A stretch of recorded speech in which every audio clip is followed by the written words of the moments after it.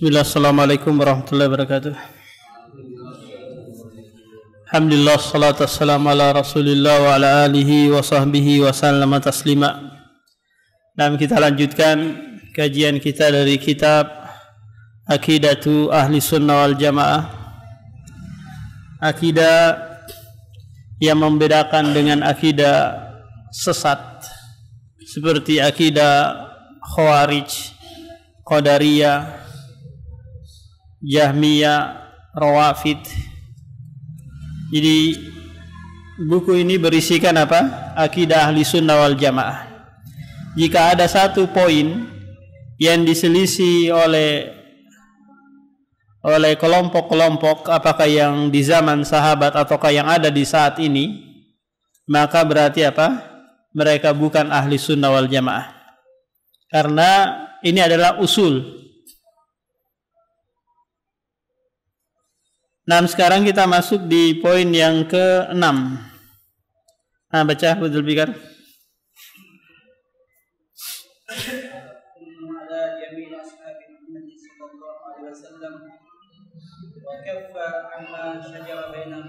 Nah, astagfirullah. Wa tarahhumu ala jami'i ashabi Muhammadin wal kaffu amma syajara bainahum. Ini merupakan akidah Ahlussunnah wal Jamaah terhadap sahabat, di mana Ahlussunnah wal Jamaah senantiasa berkata rahimallah, semoga Allah merahmati Abu Bakar, Umar, Utsman dan sahabat-sahabat yang lainnya. Maknanya mereka tidak mengucapkan ucapan kebencian, ucapan provokasi, meskipun sebagian sahabat itu terjatuh pada kesalahan. Apakah kesalahan yang bersumber dari ijtihad ataukah kesalahan yang memang dia manusiawi? Akan tetapi karena kebaikan yang banyak itu menutupi kesalahan-kesalahan para sahabat. Karena sahabat itu, Pak, sama dengan kita, tidak maksum. Apa itu maksum? Maksum itu jika melakukan kesalahan ditegur langsung oleh Allah. Nah, sahabat tidak maksum. Ketika mereka melakukan kesalahan itu tidak ditegur oleh Allah Subhanahu wa taala. Beda dengan Rasulullah, itu maksum. Dia apa? Ketika melakukan kesalahan ditegur. Wal kaffu amma syajara bainahum, dan menahan diri dari apa yang mereka perselisihkan. Contoh seperti Ali bin Abi Thalib bersama Muawiyah bin Abi Sufyan berselisih tentang apa? Tentang pembunuhan Utsman. Apakah diangkat dulu pemimpin ataukah dicari dulu pembunuhnya? Karena Ali bin Abi Thalib berpendapat pembunuh setelah meninggalnya Utsman diangkat dulu pemimpin, baru dicari pembunuhnya. Sementara Muawiyah yang datang dari Syam berkata bahwa cari dulu pembunuhnya, baru diangkat pemimpin. Akhirnya terjadi apa? Ijtihad, perbedaan pendapat. Nah, sehingga apa? Terjadi perang besar di kubu kaum muslimin yang Allah sebutkan dalam surah Al-Hujurat, wa in ta'ifatani minal mu'minina qatatalu fa aslihu bainahuma. Jadi apapun yang terjadi dari kalangan sahabat, apakah itu kesalahan? Karena di antara sahabat ada yang minum, ada yang membunuh, ada yang melakukan dosa besar, tapi kebaikan mereka itu lebih banyak daripada kesalahan mereka. Cukuplah mereka menjadi sahabat, ini keutamaan yang besar. Bertemu langsung dengan Rasulullah, ini luar biasa. Yang ini tidak sebanding dengan tabi'in, tabi'ut tabi'in dan orang-orang setelahnya. Radhiyallahu anhum wa radu'an. Mereka ridho kepada Allah dan Allah pun ridho kepada mereka. Baca terus sambil berbicara. Wa anna Allah azza wa jalla ala arsyihi ba'inun min khalqihi kama wasafa bihi nafsahu fi kitabihi wa ala lisan rasulih sallallahu alaihi wasallam ila kaifin. Ini poin yang ketujuh, akidah Ahlussunnah wal Jamaah, bahwa Allah Subhanahu wa taala ba'inun ala arsyihi ba'inun min khalqihi, di mana Allah bersemayam di atas arsy, terpisah dari makhluknya. Apa pelajaran yang bisa diambil dari poin ini, Pak? Pelajarannya bahwa Allah itu tidak mumasah, tidak menyentuh dengan arsy. Dia terpisah. Maka istawa maknanya adalah istaqarra wa sabata wartafa'a wa ala. Dia di atas, meninggi di atas arsy. Tidak apa? Tidak menyentuh arsy. Karena Allah tidak butuh dengan makhluk. Karena arsy itu merupakan makhluk Allah Subhanahu wa taala yang paling besar. Jadi Allah apa? Terpisah. Seandainya arsy ini enggak ada, maka Allah tetap istaqarra wa ala wartafa, tetap di atas, di ketinggian. Tatkala ada seorang budak wanita ingin dibebaskan oleh tuannya, maka Rasulullah mengetes dulu dengan dua pertanyaan. Pertanyaan pertama, aina Allah, di mana Allah? Maka budak wanita ini menjawab sambil mengisyarahkan ke langit, fis sama, di langit. Pertanyaan yang kedua, man ana, siapa aku? Jawabannya anta Rasulullah, kamu adalah Rasulullah. Nah, setelah itu Rasulullah mengatakan i'tikha fa innaha mu'minatun, bebaskan dia karena dia adalah seorang mukminah. Coba Anda tanyakan kepada ulama-ulama Asy'ariyah yang ada di YouTube atau yang ada bersebaran, aina Allah, di mana Allah? Maka pasti mereka akan menjawab Allah tidak di atas, tidak di bawah, tidak di kiri, tidak di kanan, tidak di mana-mana. Paham? Kenapa? Karena kalau Anda berkata mengarah kepada sesuatu, maka berarti Allah membutuhkan arah. Paham? Ini.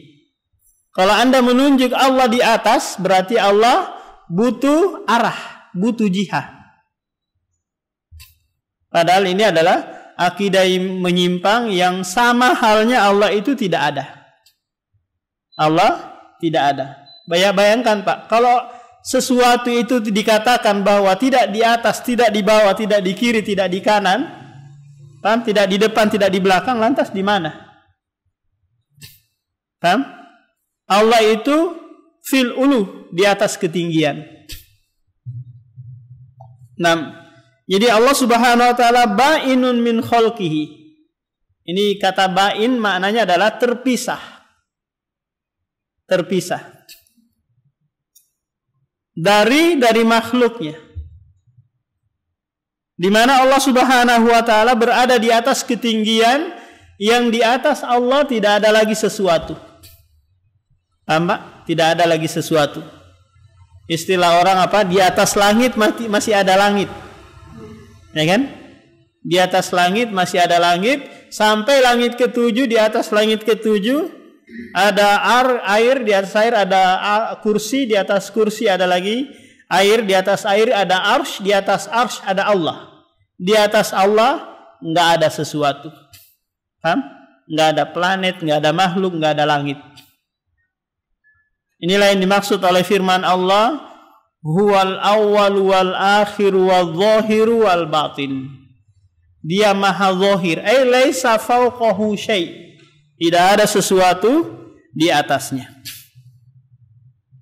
Kama wasafa bihi nafsahu fi kitabihi, sebagaimana dia sifati untuk dirinya di dalam Al-Quran dan di ala lisani, sesuai dengan lisan Rasulullah, yaitu dalam hadis Rasulullah, bila kaifin. Ini penting Pak, bila kaifin, tanpa membagaimanakan.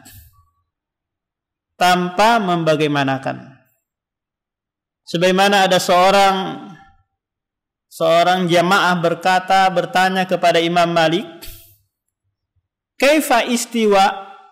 Bagaimana istiwanya Allah?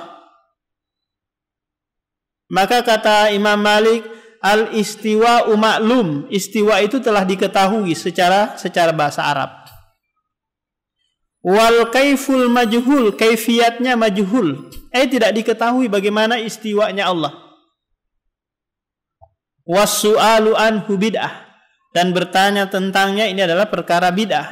Karena tidak pernah ditanyakan sahabat tabi'in, mereka meyakini sebagaimana zahirnya.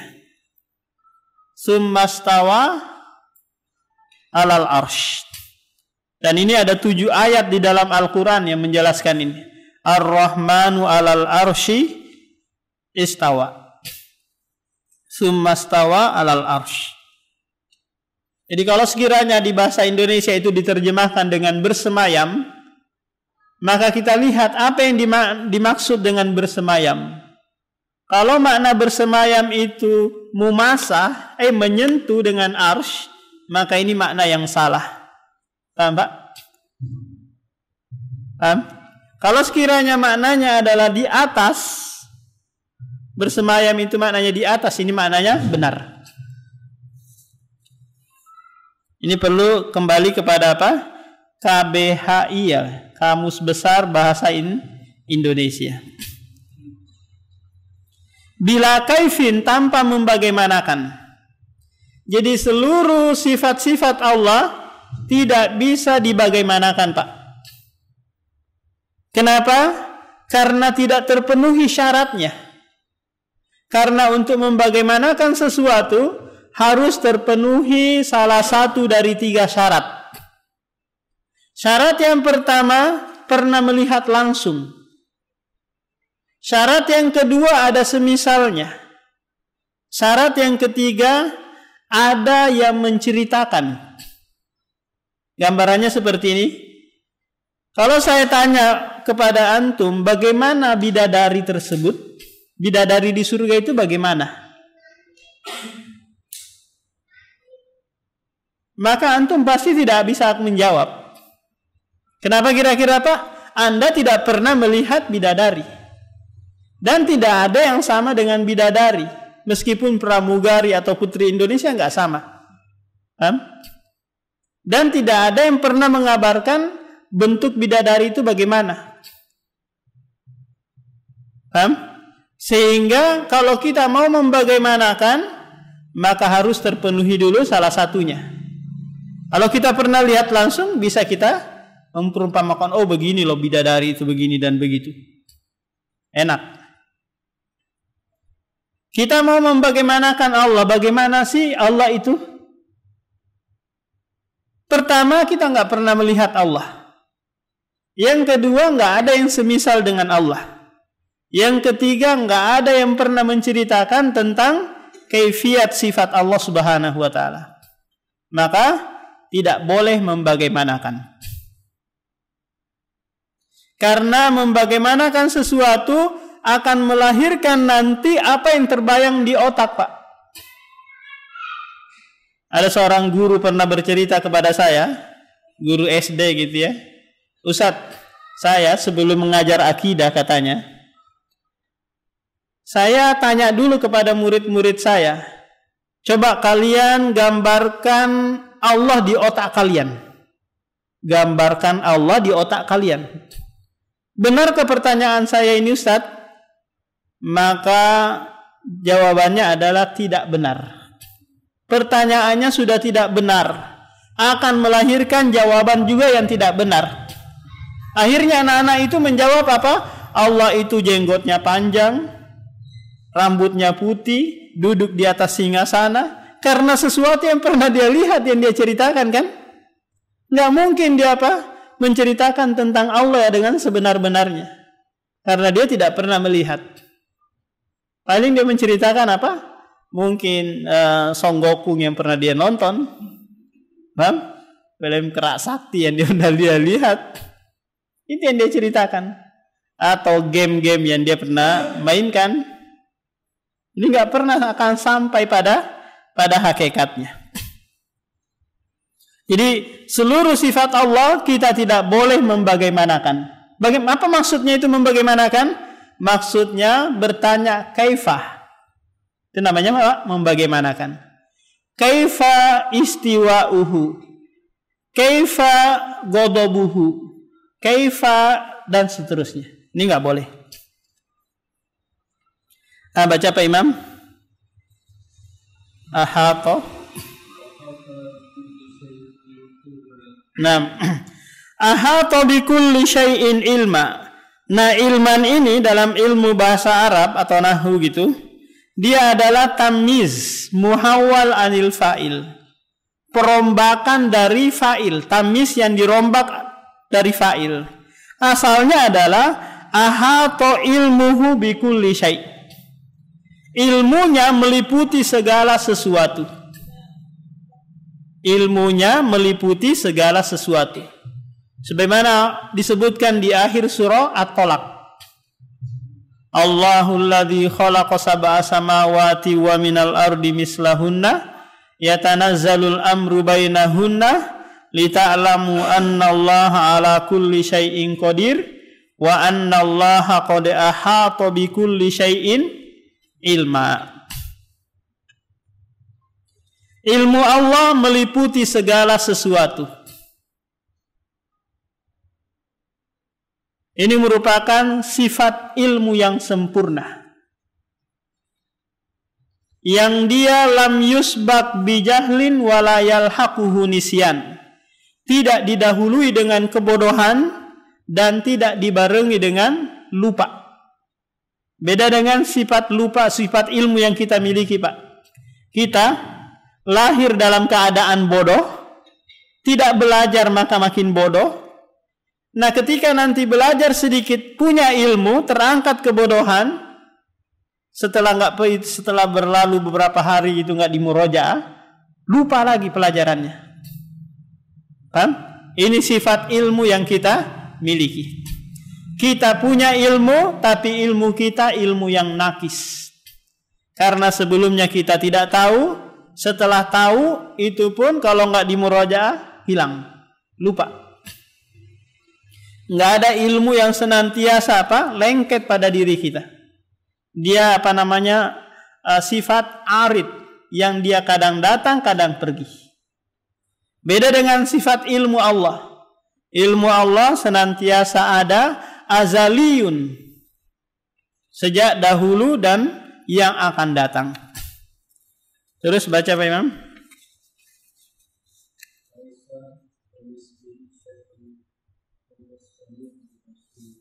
Nah, ini dalil dalam surah Asy-Syu'ara ayat 11 yang dijadikan ahlu sunnah wal jamaah sebagai dalil untuk menetapkan nama-nama dan sifat-sifat Allah.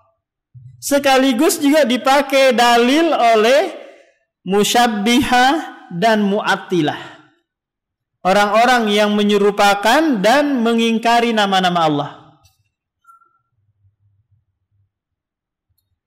Coba kita perhatikan Pak ayat yang mulia ini. Allah pertama di ayat pertama, laisa kamislihi syai'un. Tidak ada yang serupa dengannya. Tidak ada yang serupa dengannya.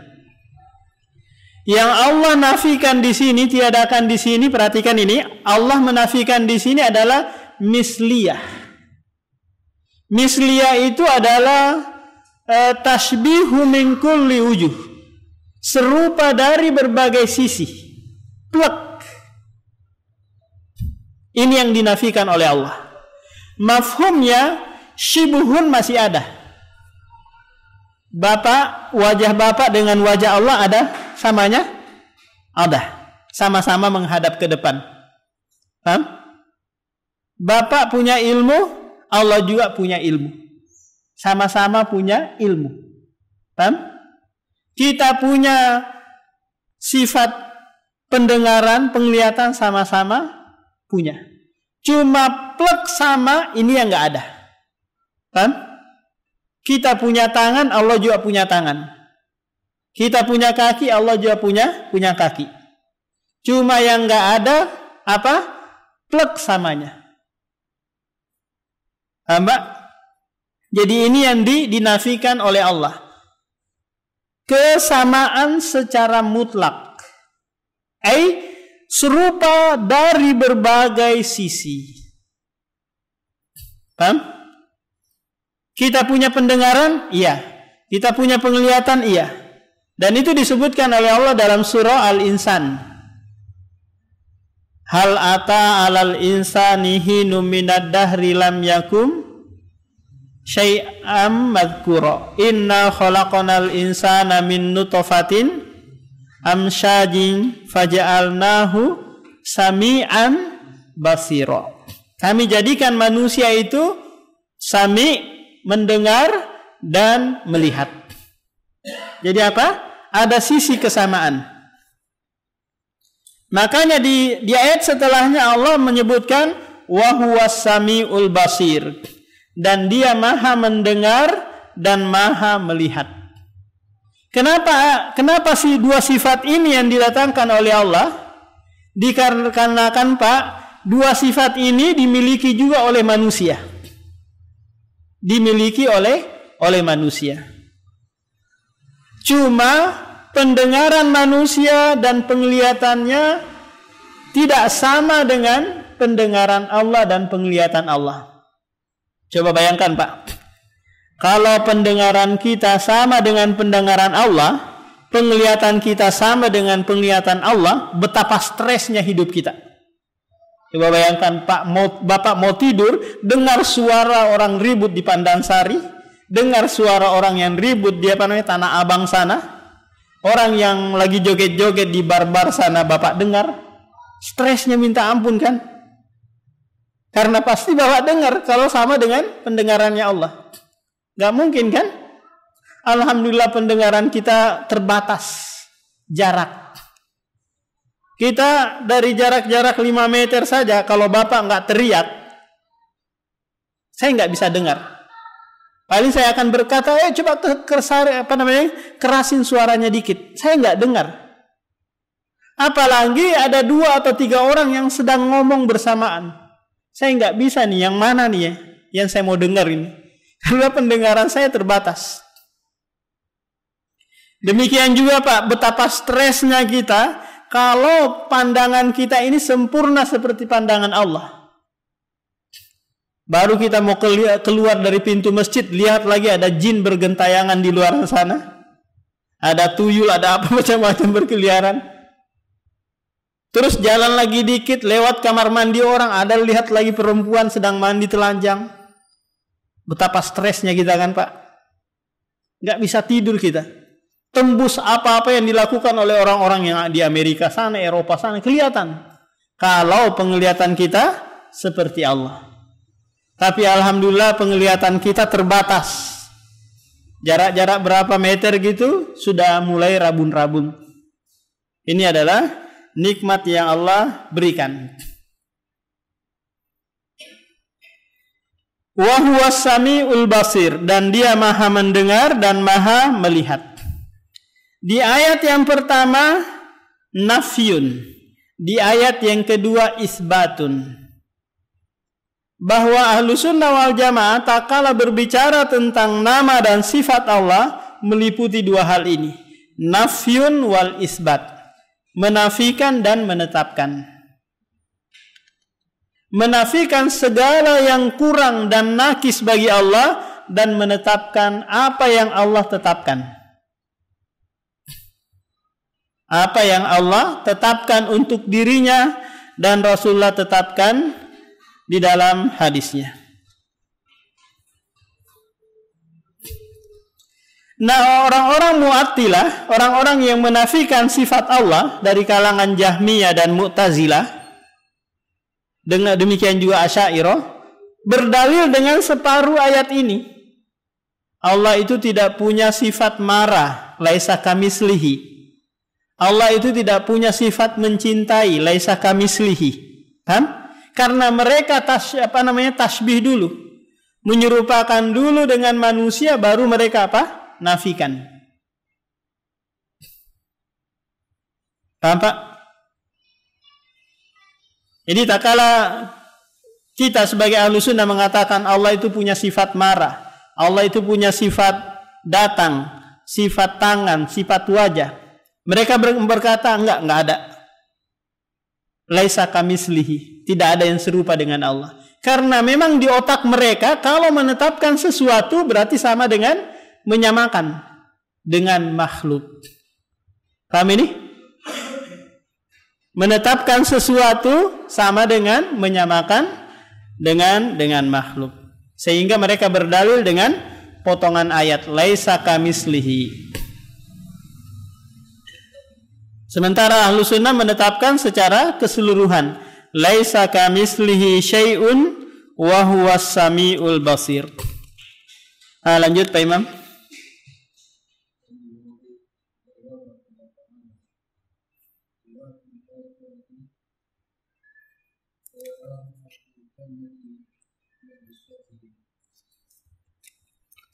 Nah, ini merupakan akidah Ahlussunnah wal Jamaah tentang ru'yatullah, melihat Allah di akhirat.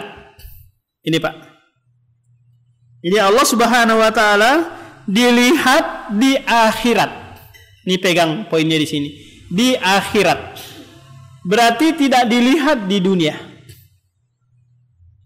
Takala Musa Ibrahim meminta agar diperlihatkan, maka Allah berkata lantaroni, engkau tidak sanggup melihatku di dunia. Kenapa Allah Subhanahu wa taala simpan ini, rahasiakan ini? Karena kalau sekiranya Allah tampakkan dirinya, maka ini bisa dimanfaatkan oleh orang-orang yang tidak suka dengan Allah.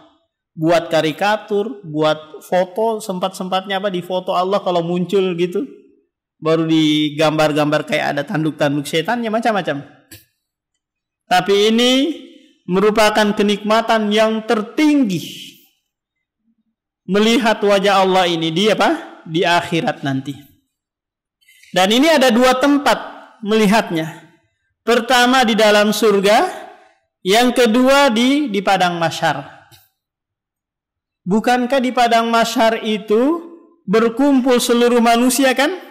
Ada muslimnya, ada Yahudinya, ada musyriknya, ada Nasroninya, ada Majusinya. Semua manusia berkumpul. Tapi yang aneh, hanya orang muslim saja yang melihat Allah, Pak. Orang non-muslim tidak bisa melihat Allah. Karena Allah sebutkan di surah Al-Mutaffifin ayat 15. Allah berfirman di sana, kalla innahum an rabbihim yauma idzil lamahjubun. Sekali-kali tidak, mereka itu akan mahjubuna an rabbihim, terhijab dari Rabb mereka. Ini di padang mahsyar. Imam Syafi'i berkata mafhum mukhalafahnya, orang mukmin berarti dapat melihat. Sebagaimana Allah sebutkan di surah Al-Qiyamah ayat 22 sampai 23. Wujuhu yawma idzin nadirah ila rabbiha nadhirah. Wajah-wajah mukmin pada waktu itu berseri-seri. Sebabnya apa? Ila rabbiha nadhirah. Karena mereka melihat kepada Rabb-nya. Ini merupakan kenikmatan yang lebih nikmat daripada surga. Allah sebutkan lilladzina ahsanul husna wa ziyadah. Bagi orang-orang mukmin itu, orang-orang yang berbuat baik itu husna. Husna itu adalah surga. Wa ziyadah, dan tambahannya adalah melihat wajah Allah Subhanahu wa taala. Kenapa orang-orang non-muslim tidak bisa melihat wajah Allah di padang mahsyar? Karena mereka sadar diri, Pak, bahwa mereka itu melakukan kemaksiatan, melakukan pelanggaran. Fa'tarafu bidzambihim. Fakulna, kelanjutannya di surah Al-Mulk itu? Fa'tarafu bidzambihim fasuhqan bi ashabis sa'ir fa'tarafu wa qalu law kunna nasma'u aw naqilu ma kunna fi ashabi sa'ir. Jadi mereka sudah mengakui dirinya. Gambarannya seperti ini Pak di dunia. Tak kala ada bos memanggil bawahannya atau anak buahnya, kalau anak buahnya taat ini, maka dia senang datang kan? Wah, saya dikasih bonus lagi nih, dikasih tambahan gaji lagi nih. Senang dia. Kenapa? Karena dia taat. Coba yang dipanggil itu yang sering curang, sering korupsi, sering melanggar. Berani nggak dia melihat, menatap wajah bosnya? Berani nggak kira-kira Pak? Pasti dia akan tundukkan pandangannya. Kenapa? Karena rasa takut kepada pimpinan. Nah, demikian juga non-muslim di padang mahsyar. Saking tunduknya pandangan mereka sehingga mereka tidak bisa melihat Allah Subhanahu wa taala. Wa yarahu ahlul jannati bi absarihim. Jadi penduduk surga melihat Allah bi absarihim, dengan kasat mata, bukan dengan hati. Karena hati itu punya mata Pak. Namanya apa? Mata hati. Jadi yang dipakai melihat adalah mata ainun bi absarihim. Nah, ini akidah Ahlussunnah wal Jamaah yang mengatakan bahwa Allah dilihat di akhirat kelak. Adapun orang sufi mengatakan bahwa Allah itu dilihat di dunia maupun di akhirat. Karena orang-orang sufi meyakini kiai-kiai kami tidaklah mati kecuali melihat Allah dulu di dunia. Nah, berkebalikan dengan orang Mu'tazilah atau Jahmiyah, mengatakan bahwa Allah itu tidak dilihat di dunia maupun di akhirat kelak.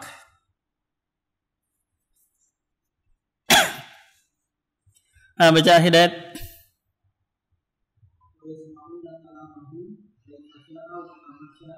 Naam. Wa yasma'una kalamahu kaifa syaa wa kama syaa.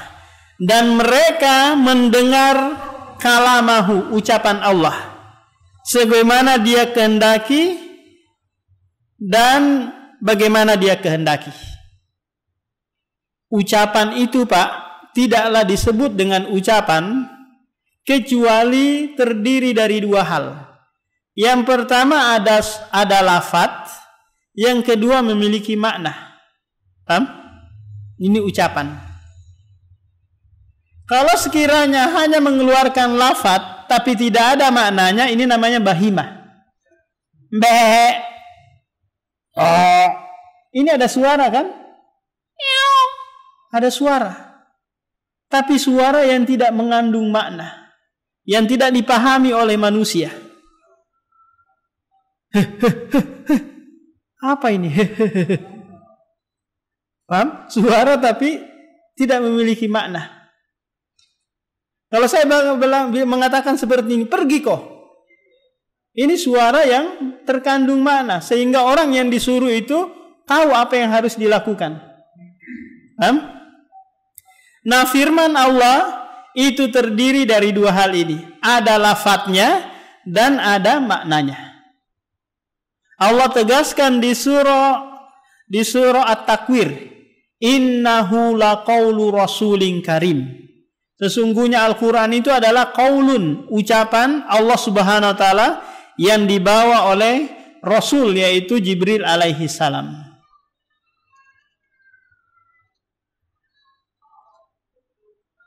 Nah, kita harus pegang kuat-kuat ini sebagai bentuk akidah yang benar, bahwa Al-Quran itu adalah yusma, didengar, diucapkan, dihafal. Nah, karena orang-orang Asy'ariyah berkata bahwa Allah itu tidak berbicara, tidak punya suara, tidak punya makna. Ya. Dia hanya ibaratun an kalamillah. Ungkapan dari firman Allah. Yang mengungkapkan itu Jibril, bukan Allah. Jadi menurut mereka Allah itu Pak statis. Statis itu diam. Kemudian Jibril yang ngeker melihat apa yang ada pada diri Allah. Kemudian Jibril yang mentakbirkan, yang mengungkapkan isi hati Allah Subhanahu wa taala. Ini merupakan akidah yang sesat. Akidah yang sesat. Jadi seluruh yang ada di dalam Al-Quran itu adalah ungkapan Jibril. Menurut Asy'ariyah. Ada lagi yang nyeleneh, yang kelompok baru viral ini. Ketika mereka ceramah atau berkhutbah, menyampaikan ayat-ayat Al-Quran, mereka pasti berkata, qala Rasulullah fil Quran. Rasulullah berkata di dalam Al-Quran. Apa saja zalikal kitabu qala Rasulullah fil Quran. Mereka meyakini bahwa Al-Quran itu isinya adalah perkataan Rasulullah. Paham? Perkataan Rasulullah. Ada lagi Mu'tazilah dan Jahmiyah mengatakan Al-Quran itu makhluk. Al-Quran itu diciptakan, bukan sifat Allah, bukan bagian dari diri Allah Subhanahu wa taala. Jadi Ahlussunnah wal Jamaah meyakini bahwa firman Allah itu terdiri dari suara dan makna. Paham? Suara yang bisa didengar, makna yang bisa dipahami. Kalau sekiranya ada suara tapi tidak ada maknanya, ini percuma. Atau ada makna tapi tidak ada suaranya, ini juga percuma. Ini namanya apa? Suatu yang abstrak ya. Yang hanya bisa dibayangkan. Nah, tapi Al-Quran adalah masmu'un wa mafhumun. Didengar dan dipahami. Paham nih gue? Tinggal berapa menit lagi? Hah? Oh iya. Baca hidayat. Wal jannatu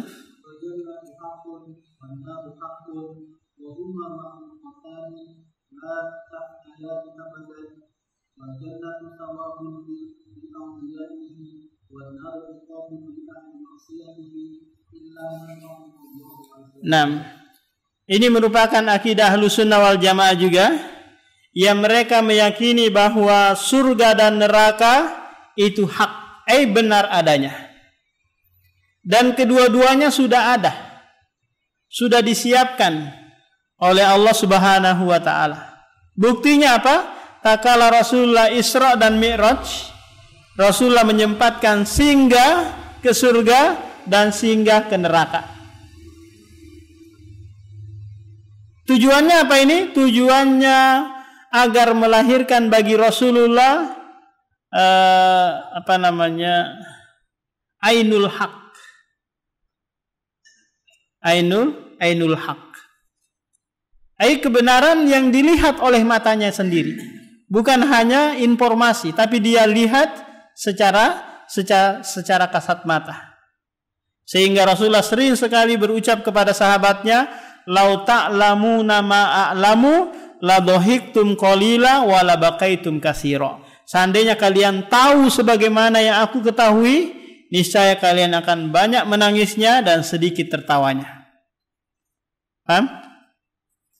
Jadi ainul haqnya sudah sampai. Dia melihat kebenaran itu dengan apa? Dengan kasat mata.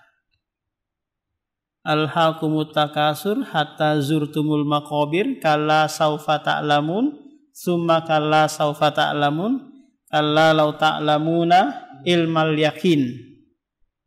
Nah, kalau kita masih belajar, masih bertahapan apa? Ilmul yakin.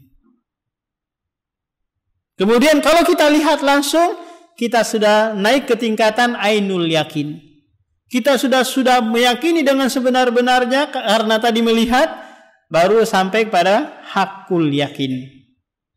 Kita sekarang masih apa Pak? Masih di tahapan ilmul yakin.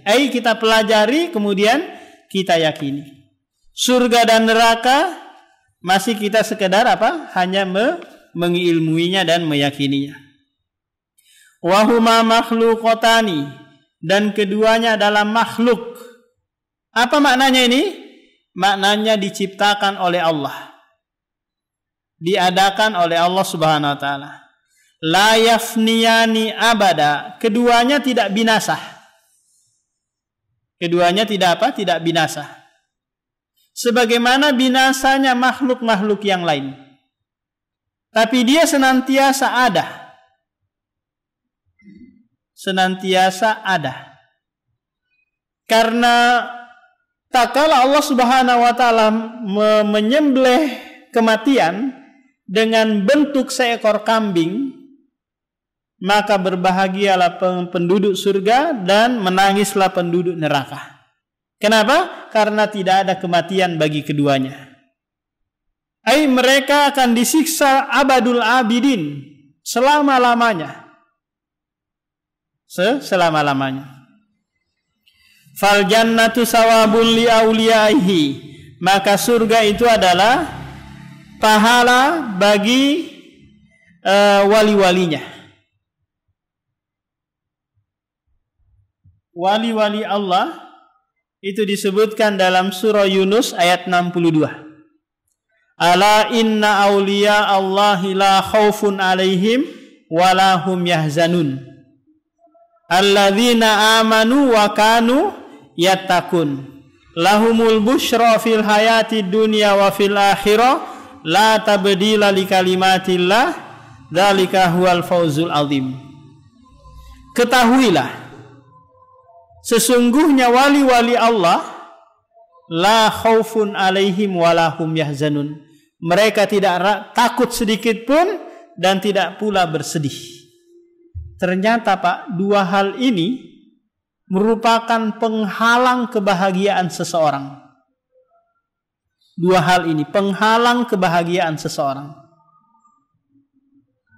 Ini dua hal ini hanya bisa ditepis dengan iman dan takwa. Alladzina amanu wa kanu yattaqun. Ini tidak bisa ditepis dengan apa? Dengan pekerjaan, harta yang melimpah, rumah yang mewah, istri yang cantik, nggak bisa. Orang yang kaya itu Pak, pasti dihinggapi rasa takut dan rasa bersedih. Kan? Takut kalau hartanya diambil orang. Sedih kalau sekiranya dia jatuh miskin. Kan? Si miskin ini takut kalau dihina orang. Kan? Bersedih kalau sekiranya apa? Dia ejek-ejek orang. Apapun profesi kita, kedudukan kita Pak, akan senantiasa dihinggapi dua hal ini. Rasa takut dan rasa cemas. Rasa sedih. Ini senantiasa menghantui kita. Kan? Meskipun kita jabatannya tinggi, uang kita banyak, harta kita melimpah, rasa takut dan rasa sedih akan senantiasa menggerogoti. Keduanya hanya bisa ditepis dengan apa? Iman dan takwa. Tak kala kita sudah beriman, apapun kondisi kita tetap saja santai.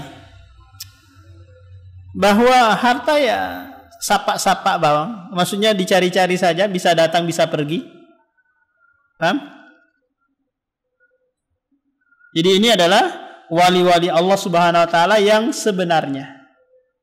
Apa itu wali, Pak?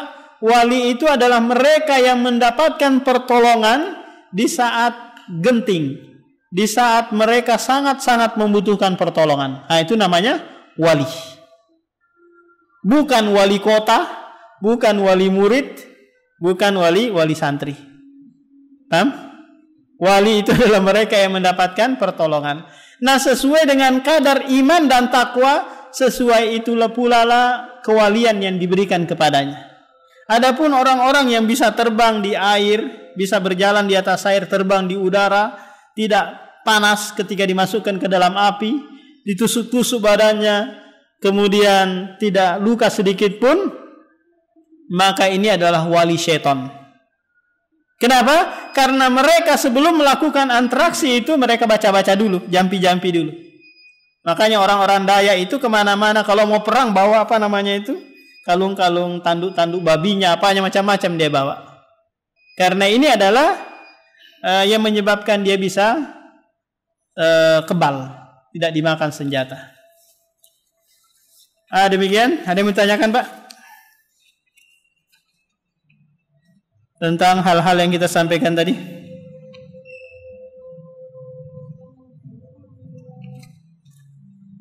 Nah, demikian. Subhanakallahumma wa bihamdika, asyhadu an la ilaha illa anta, astaghfiruka wa atubu ilaik.